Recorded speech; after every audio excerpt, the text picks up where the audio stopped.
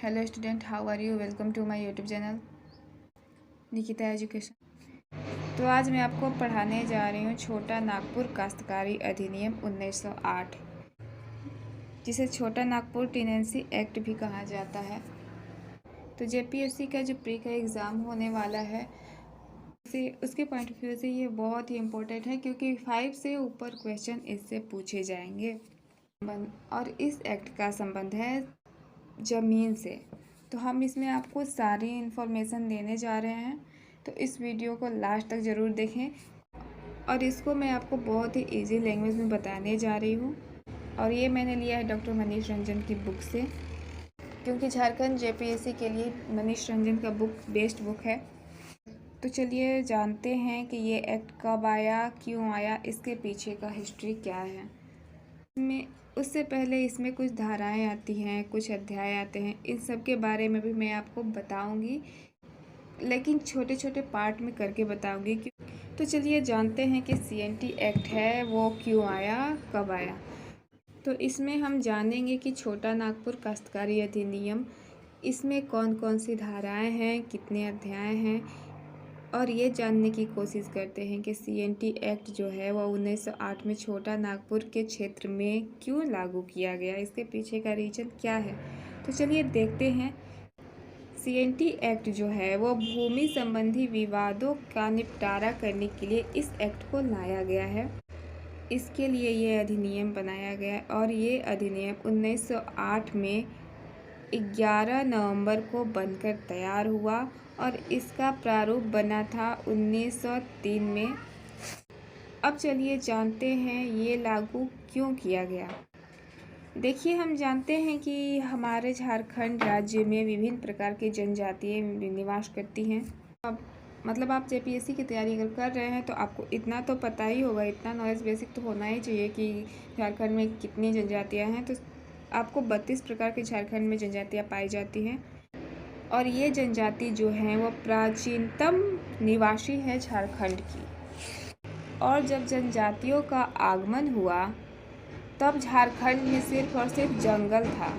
और जब जनजातियों का झारखंड में आगमन हुआ, जब जनजाति झारखंड में आए, तब यहाँ पे क्या था, यहाँ पे सिर्फ और सिर्फ जंगल था।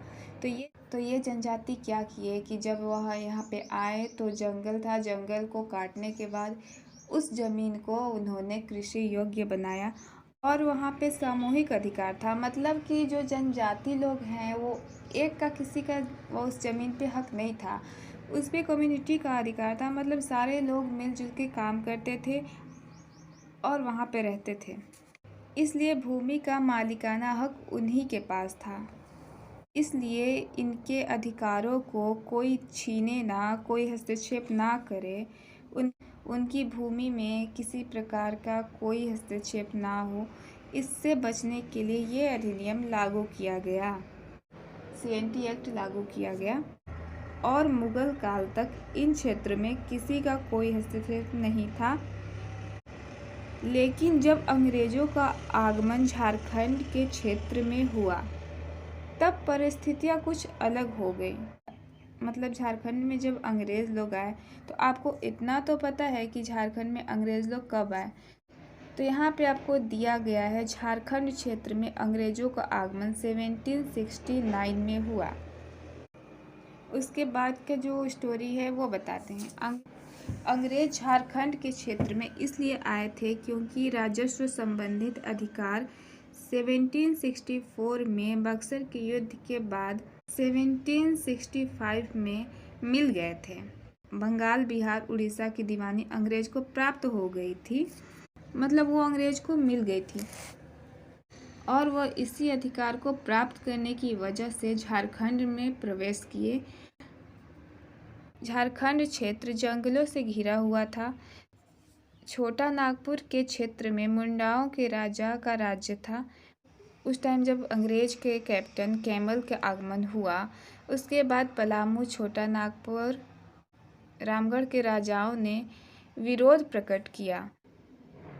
लेकिन कुछ ऐसी परिस्थितियां थीं कि विरोध को वो प्रकट नहीं कर पाए, और 1799 तक राजस्व का भुगतान चतरा के कलेक्टर को किया जाता था। कंपनी के शासन वाले क्षेत्र में छोटा नागपुर के राजा को यह अधिकार प्राप्त था कि वे प्रशासनिक व्यवस्था परंपरागत रूप से चला सकें। तो अगर वो राजस्व का भुगतान नहीं कर पाते थे, उसमें असफल हो जाते थे, तो उनके राज्य या राज्य के किसी हिस्से को नीलाम कर सकती थी। ये अधिकार उन्हें प्राप्त था। उसके बाद आपको 1765 से 1789 तक कंपनी ने राजस्व व्यवस्था को अपने ढंग से स्थापित करने का प्रयास किया। उसके बाद सर्वप्रथम भारतीय एजेंट की नियुक्ति जिलों में की गई और उसका मुख्यालय मुर्शिदाबाद में रखा गया। जिलों की निगरानी के लिए एक अमील की नियुक्ति की गई। तत्पश्चात प्रत्येक जिले में कलेक्टर की नियुक्ति की गई, जो बोर्ड ऑफ रेवेन्यू कलकत्ता के अधीन था। इसी में एक पॉइंट है अस्थाई बंदोबस्त, जिसे हम परमानेंट सेटलमेंट सिस्टम कहते हैं। अब चलिए जानते हैं कि परमानेंट सेटलमेंट होता क्या है। तो अस्थाई बंदोबस्त के पूर्व यह विवाद उभर कर सामने आया कि जमींदार या जागीरदार जिसे मान लिया जाए, अंततः स्थायी बंदोबस्ती जमींदारों के साथ की गई। गवर्नर जनरल लॉर्ड कॉर्नवालिस ने पिछले 10 वर्षों की समीक्षा के बाद पाया कि जमींदार बंदोबस्ती संबंधी सूचनाएं पूरी तरह से पर्याप्त नहीं हैं, अतः पुनः वार्षिक बंदोबस्ती को ही जारी रखने का आदेश दिया जाए। तब 18 दिसंबर 1989 में लिए गए अंतिम संकल्प में नागपुर के राजा के लिए प्रेजेंट फोर्टिंग शब्द का प्रयोग किया गया, जो नागपुर के राजा की हैसियत जमींदारों से अलग बताता है। इन्हीं कारणों से रेगुलेशन का विस्तार छोटा नागपुर में नहीं किया गया। तो इसमें आपको मेन इम्पोर्टेंट है जो याद रखना है कि आपको झारखंड में अंग्रेज़ों का आगमन होता है 1769 से। और अंग्रेज के आने से पहले जब जनजाति लोग झारखंड में आए थे तो झारखंड एक जंगल था, और वो जंगल को जब काट कर उसे कृषि योग्य भूमि बनाए, उस ज़मीन पे वो अपना अधिकार मानते थे। और जब अंग्रेज़ लोग आए तो वो इन अधिकारों को छीनना चाहते थे। तो इन्हीं ज़मीनों को अंग्रेज़ों से छीनने के लिए ये एक्ट लाया गया। तो इसी से जुड़ा है ये क्वेश्चन कि जब अंग्रेज़ लोग इस भूमि पे अपना हक जमाना चाहते थे तो इससे बचाव के लिए ये अधिनियम लागू किया गया। और CNT एक्ट जो छोटा नागपुर काश्तकारी अधिनियम है, उसका प्रारूप बनकर तैयार हो गया था 1903 में, लेकिन ये अधिनियम 1908 में 11 नवंबर को ये बनकर तैयार हुआ।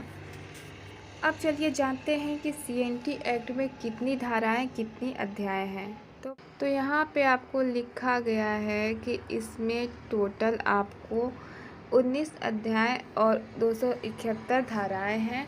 तो इसमें हम आपको नेक्स्ट वीडियो में बताएंगे कि इसमें कौन कौन सी धाराएं आपको याद रखती हैं, कौन कौन सा पढ़ना है। और अगर आपको मेरा वीडियो अगर पसंद आए तो इसे अधिक से अधिक शेयर करिए, और प्लीज़ कमेंट करके बताया करिए कि मेरी यह वीडियो आपको कैसी लगी। तो अगर आपने अभी तक सब्सक्राइब नहीं किया है, प्लीज़ मेरे चैनल को सब्सक्राइब कर लीजिए और अधिक से अधिक इस वीडियो को शेयर करिए।